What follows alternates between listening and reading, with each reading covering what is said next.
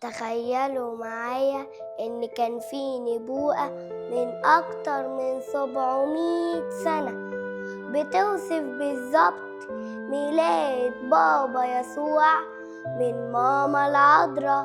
إزاي نبي قدر يقول كده من قبل ما يحصل أصلا؟ هوذا العذراء تحبل وتلد ابنا وتدعو اسمه عمانوئيل. الآية دي قالها أشعيا النبي من قبل ميلاد بابا يسوع ب700 سنة. أشعيا النبي استخدم كلمة اسمها معناها عذراء صغيرة. يعني عذراء صغيرة يعني بنت لسه ما اتجوزتش، وده اللي اتحقق فعلا لما بابا يسوع اتولد وعاش معانا على الأرض. وده اللي خلى الآية علامة حقيقية إن ما ينفعش عذراء تولد وهي لسه عذراء.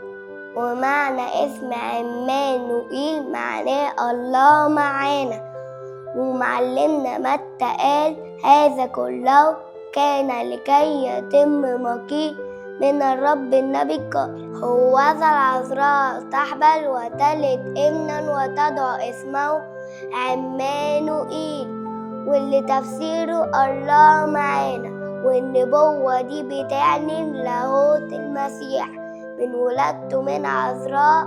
ده حدث مش طبيعي، واللي اتولد ده مش مجرد إنسان، ده الله متجسد. ودي مش مجرد نبوة اتحققت، دي حقيقة احنا بنعيشها كل يوم. ربنا قريب مش بعيد عننا.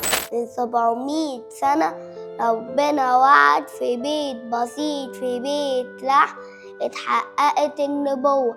عذراء حملت واتولد المسيح، وفعلا الله بقى معانا.